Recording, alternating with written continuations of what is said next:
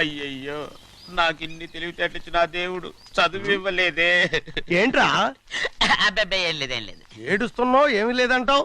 సంగతి ఏంటో చెప్పు, నేను ఎవరికి చెప్పనులే. ఒట్టు. చెయ్యి పట్టు. అయ్యో, ఉత్తరం కనపడిపోయింది. అలాగే ఉత్తరమా? ఎవరు రాశారా? నా లవర్. నీకు లవ్వరా? నాకే కాదు, మా నాన్న, మా తాత, మా ముత్తాత అందరూ లవ్వాడి పెళ్లి చేసుకున్నారు తెలుసా. ప్రేమ గుడ్డిదని మీ వంశాన్ని చూసే కనిపెట్టినట్టున్నారు. అది సరే గాని నీ లవ్వర్ ఎవరు? నీకు చెప్పడానికి నేను తెలివి తక్కువన్నా? నువ్వు చాలా తెలివైనడు అని నాకు తెలుసు. మరి నీ లవర్ నీకు లవ్ లెటర్ రాసిందంటే అది చదువుకొని ఉండాలి కదా. మరి గుమ్మస్తా కూతురు చదువుకోకుండా ఉంటది ఏంటి? ఏటి గుమస్తాగా ఉంది కూతురా?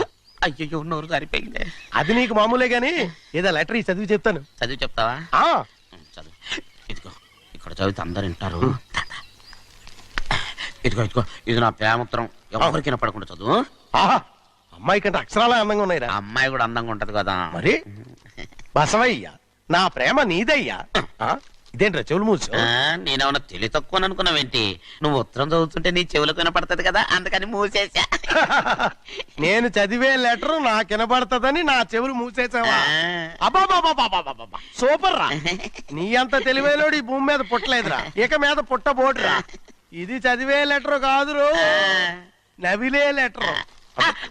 నా ఉత్తరం.